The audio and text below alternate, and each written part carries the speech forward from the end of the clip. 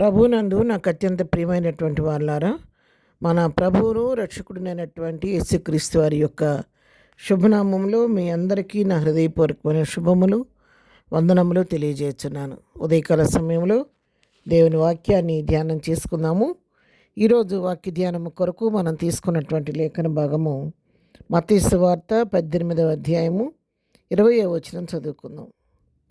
ఏలైనగా ఇద్దరు ముగ్గురు నా నామమును ఎక్కడ కూడి ఉందరో అక్కడ నేను వారి మధ్యన ఉందునని చెప్పాను. ఆమేన్. దేవుని నామమునకు మహిమ కలుగును గాక. ఈ వాక్య భాగాన్ని మనం గమనించినట్లయితే, ఎచ్చట ఇద్దరు ముగ్గురు కూడి ఉంటారో, దేవుని నామం పేరట ఏకీవిస్తారో వారి మధ్యనే ఉంటానని చెప్పి దేవుడు వాగ్దానం చేస్తూ ఉన్నాడు. అవును ప్రియరా, ఒక విషయం కొరకు ఇద్దరు ముగ్గురు దేవుని నామం పేరట ఏకీవించి ప్రార్థిస్తూ కూడుకొని ఉన్నప్పుడు ఆ స్థలమందు ప్రభు ఉంటాడు. ఆయన సన్నిధి అక్కడ ఉంటుంది, ఆయన ప్రసన్నత అక్కడ ఉంటుంది. ప్రభువే స్వయంగా మన మధ్య ఉంటాడు. ఎందుకంటే ఆయన ప్రార్థన ఆలకించే దేవుడు, ప్రార్థనకు జవాబిచ్చే దేవుడు. ప్రభు కనులు నీతిమంతుల వైపు ఉన్నవి, ఆయన చెవులు వారి మొరల వైపు ఉన్నవని చెప్పి వాక్యం సెలవిచ్చినట్లుగా ఆయన మా మొరల వైపు ఆయన చెవియొగ్గి మన మొరలు ఆలకిస్తూ మన మధ్యనే నిలబడి ఉంటాడు. ఎందుకు ఆ విధంగా చేస్తే ఏం జరుగుద్ది, ఏం లాభం కలుగుద్ది అని మనం చూస్తే 18వ అధ్యాయం 19వ వచనం చదువుకుందాము. మరియు మీలో ఇద్దరు తాము వేడుకొని దేనిని గుర్చేను భూమి మీద ఏకీభించినట్లా అది పరలోకమందున నా తండ్రి వల్ల మీకు దొరుకునని మీతో చెప్పుచున్నాను. ఎచ్చటైతే ఇద్దరు ముగ్గురు భూలోకంలో ఒక విషయం కొరకు దేవుని నామం పేరట దేని గురించైనా సరే, ఏ సమస్య గురించైనా సరే, అది చిన్న సమస్య అయినా పెద్ద సమస్య అయినా ఏకీభించి ఇద్దరు ముగ్గురు ఒకే అంశం కొరకు ప్రార్థన చేస్తే పరలోకమందున మన తండ్రి తప్పకుండా ప్రార్థనకు జవాబిస్తాడని, ఆ కార్యం జరిగిస్తానని చెప్పి ఇక్కడ మనకు తెలియచేస్తూ ఉన్నాడు. తప్పకుండా మన తండ్రి వల్ల అది మనం పొందుకుంటామని ఇక్కడ మనకు వాక్యం ద్వారా మనం తెలుసుకుంటూ ఉన్నాం. ఎంత శక్తివంతంగా ఉంటుందంటే ఏకీభించేసే ప్రార్థన, ఆ ప్రార్థనలో ఎంతో ప్రభావం ఉంటుంది. దైవశక్తి అక్కడ విడుదలవుతుంటుంది. కాబట్టి అద్భుతాలు మన జీవితాల్లో చూడగలుగుతాము.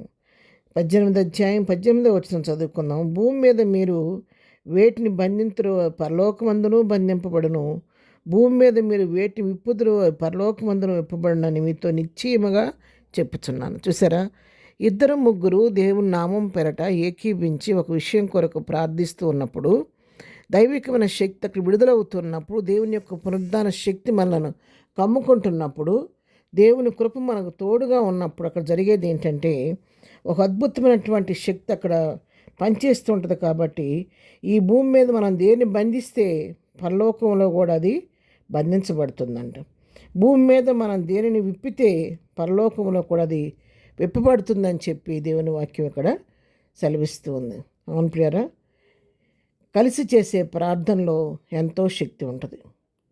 అందుకే వాక్యం సెలవిస్తుంది కదా, సంగముగా కూడి ప్రార్థించినప్పుడు దేవుని పరిశుద్ధాత్మను అక్కడకు దిగివచ్చునని చెప్పి దేవుని వాక్యం సెలవిస్తూ ఉంది. అనేక రకాల ప్రార్థనలు బైబిల్ గ్రంథాల్లో మనం చూస్తూ ఉంటాము. ఏకాంత ప్రార్థన, కుటుంబ ప్రార్థన, సంఘ ప్రార్థన, ఉపవాస ప్రార్థన, కన్నీటి ప్రార్థన, ఏకీభించేసే ప్రార్థన.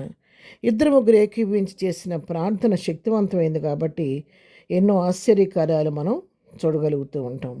ఆ విధంగా చేసినందువలన గొప్ప శక్తి అక్కడ విడుదలయ్యి దేవుని కృప అక్కడ ఆవరిస్తూ ఉంటుంది. కాబట్టి అద్భుతాలు మన జీవితంలో జరుగుతూ ఉంటాయి.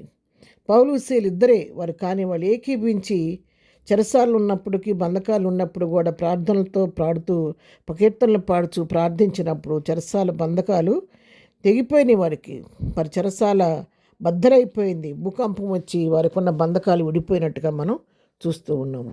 యోధా జాతి అంతా ప్రార్థించినప్పుడు పక్షంగా దేవుడు కార్యం చేసి వారికి విరోధంగా ఉన్న శాస్త్రాన్ని దేవుడు రద్దు చేసినట్టుగా మనం చూస్తూ ఉన్నాము.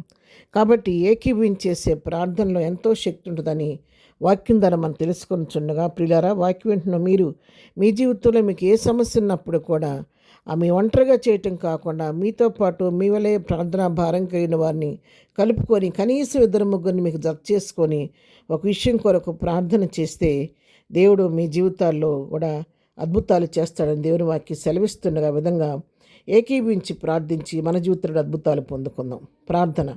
ప్రేమగల తండ్రి, ఉదయకాలం మాకు ఇచ్చిన శ్రేష్టమైన వాక్య భాగాన్ని బట్టి నీకు వందనాలు.